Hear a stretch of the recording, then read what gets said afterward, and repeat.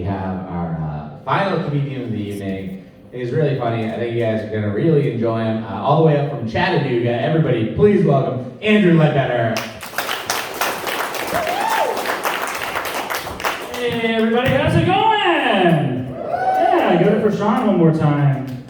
Yeah. Sean was talking about having a fat doctor. I tried that trick once, getting a fat doctor. Then my doctor lost a bunch of weight. Y'all ever had a fat doctor who got thin? What an arrogant piece of shit that guy was. It's like, come on man, I did it. And I'm like, you're a fucking doctor though, so little difference. Growing up, I was a fat child. Any current or former fat children here tonight?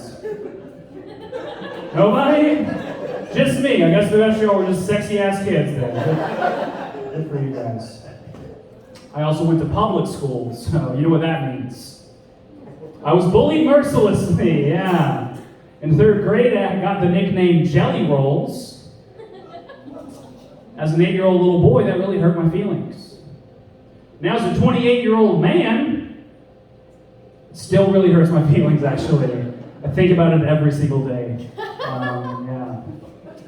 It's not all bad, though, because the summer between 3rd and 4th grade, I actually lost a bunch of weight, and I think the nickname motivated me. The nickname helped me. The nickname was part of the reason why I lost the weight. It was mostly the Adderall, though. Yeah. I got put on Adderall when I was a kid. I'm pretty sure I got put on Adderall less because of the ADHD and more because of the obesity, right? When I was a kid, I thought obesity was an acronym, the same way that ADHD is. I went to the doctor, I'm like, hey doc, I know what this ADHD stands for, but what about this obesity I keep hearing about? And he was like, well, Jelly Rolls,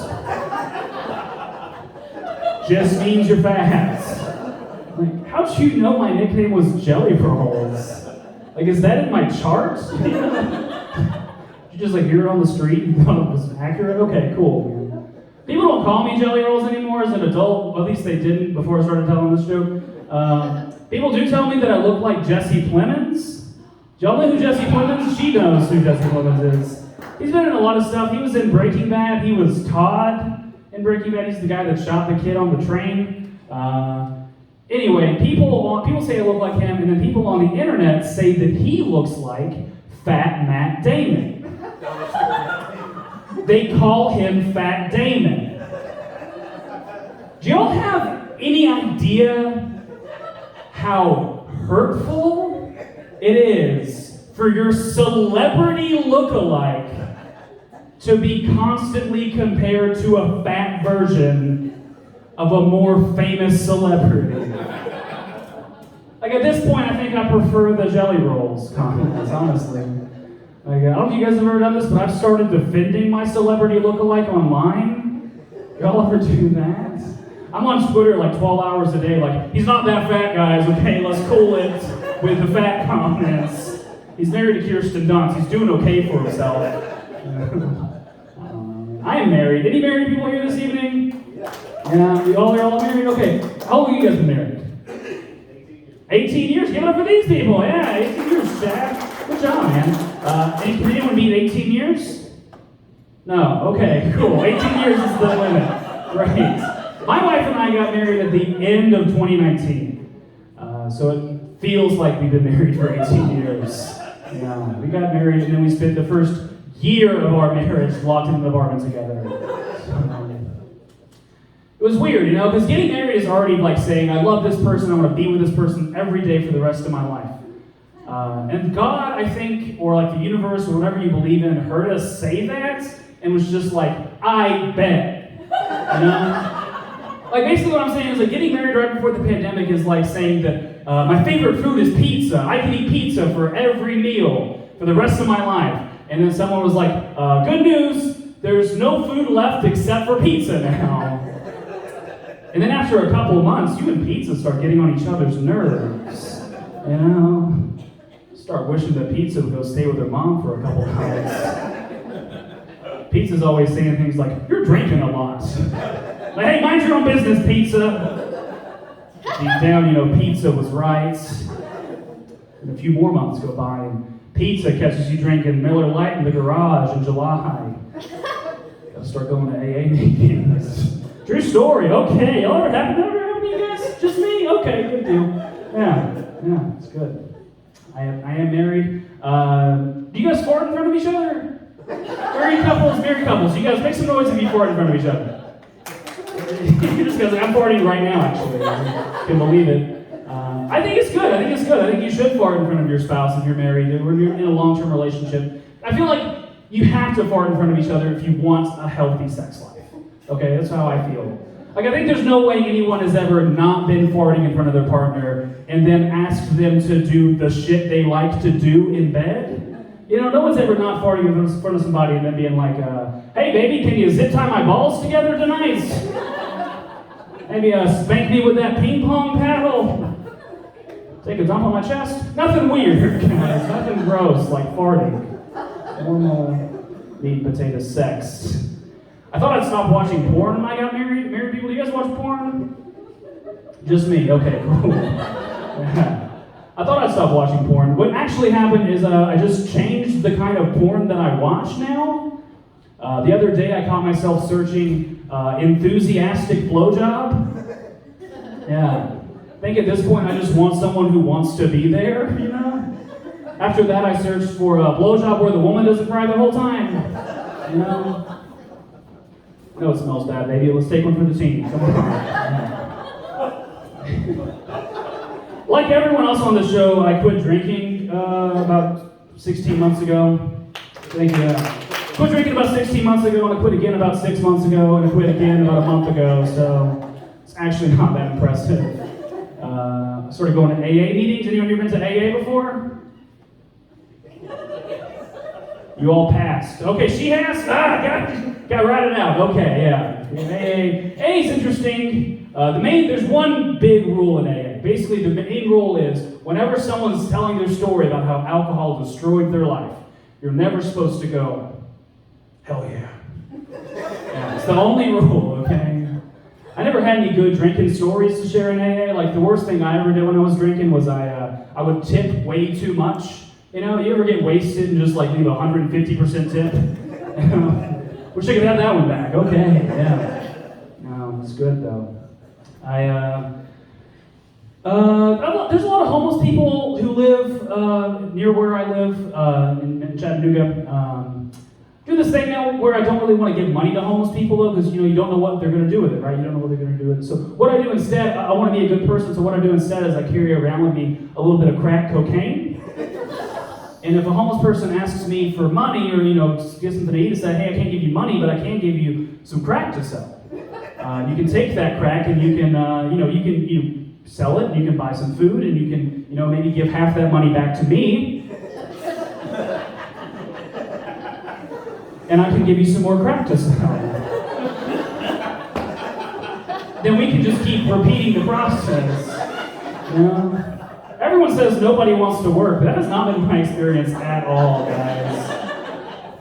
I've got 17 homeless people selling crack for me in Chattanooga. Like, for real, if you guys go to Chattanooga and want to buy crack, I know a guy, okay? Some of that money goes back to me. It's like supporting a local business. It's really cool. Y'all like Waffle House or IHOP better? Waffle House. Does anyone prefer IHOP? You do? Where are you from? Sevierville, Tennessee. Circle Hornsville. Haven't you heard of it? It's like, fucking no, I haven't. I think you just made up a place. Circle Hornsville. It's like, that's just like 3 nouns. Okay, I'm pretty sure. I don't know how there are even IHOPs in the Southeast at this point. I feel like everyone except people from Circle Hornsville prefers Waffle House over IHOP. Like, I think the only people that would rather go to IHOP over Waffle House are like people from Connecticut and theater kids. Every time I've been to an IHOP in my life, like a 16-year-old girl like busts through the doors, like, we have a table for 87. It's opening night of our town. It's like the host just wants to blow her fucking brains out. I went to Waffle House recently outside of Atlanta with my buddy who's from New York City. He had never been to Waffle House before. And while we were there, Waffle House did not disappoint. While we were there, 2 different drunk drivers backed into my car, just drove away. It's like, Andrew, you used to call the police. You were just a victim of 2 hit-and-run accidents. I'm like, Jeff, I'm not going to call the police. This is a Waffle House parking lot, man. Waffle House parking lots are like international waters, dude. Some of the laws don't apply here. If you call the police and it's like, hey, I was just a victim of a crime at Waffle House, they would just be like, what the fuck do you want us to do about it? We can't send a cruiser out every time there's a crime committed at Waffle House. We don't have the manpower to do that. I think instead they should just start deputizing the Waffle House employees, guys. I think on your first day at Waffle House, they should just give you your uniform. Like, okay, here's your uniform. Here's your badge and gun. Here's your taser. Hope you know how to use that taser because you will be tasing a customer every single night, okay? In fact, booth 2 needs to be tased right now, so go ahead and get to it. Love Waffle House, though. It's awesome, man. There's a CVS near my house. The CVS near my house is doing this thing where they will give you a $10 gift card to CVS if you get your COVID vaccine there.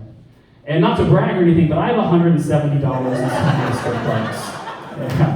Yeah. You see, what I did is I rented a van, and I got all 17 of the homeless crack dealers.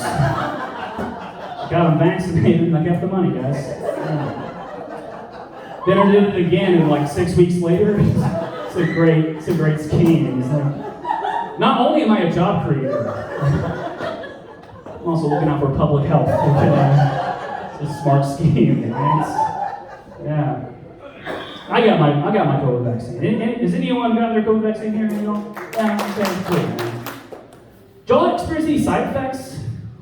No, I experienced some side effects. One of the main side effects I experienced was I got way too confident all of a sudden. Like I felt like nothing could kill me now.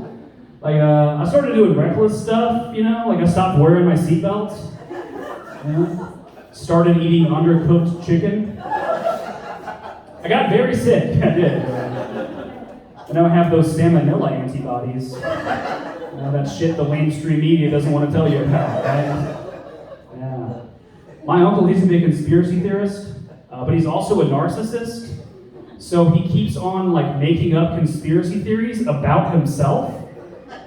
He's like, yeah, the fake news media wants y'all to think that my dick don't work. Why don't you do your own research? Come to the bathroom with me, I'll show you. Yeah, okay. About 8 months ago, I went to the hospital. I was in the hospital for 4 days because I drank so much water that I had a seizure. Y'all ever drink so much water you have a seizure? It's hard. I drank 3 gallons of water. Drained all the electrolytes out of my body. I was in the hospital for 4 days. While I was there, they had to put a catheter in my penis. I don't know if you guys have ever had a catheter before, but I severely underestimated how big they would be. I thought that a catheter would be roughly the size of one of those coffee stirrers you get at Starbucks. No, actually. A catheter is actually the size of the largest Slim Jim that you can buy at a gas station. Yeah, it's horrifying. And on my 3rd day in the ICU, the nurse was like, hey, do you want us to take that catheter out? I'm like, that'd be great. That was the wrong answer, guys. I think she was like a part-time nurse, part-time groundskeeper. She pulled that catheter out like she was trying to start a weed eater kind of. It's like she was a professional Beyblades player. Some of y'all are young enough to know what Beyblades are. I'll leave you guys on this. I'm a dog at home. Any dog lovers here this evening? Yeah. My dog is named Kevin. So we just sound like the mom from Home Alone all the time, you know? Kevin! Right? He's also terrified of thunderstorms. So much so that we actually had to put him on doggy Xanax. Yeah, I did some research. It turns out that dog Xanax and people Xanax are chemically identical. Yeah. After I found that out, I did what any of us would do. No, I called the vet the next day, and I said, hey, hypothetically, if I had a 263-pound lab mix, how much dog Xanax would you give him? Yeah. He's having a real tough time with his dog job lately. 28 years old, is 196 in dog years. Oh, well, what's his name? Jelly Rolls. Okay, that's my time, guys. My name's Andrew. Thanks so much.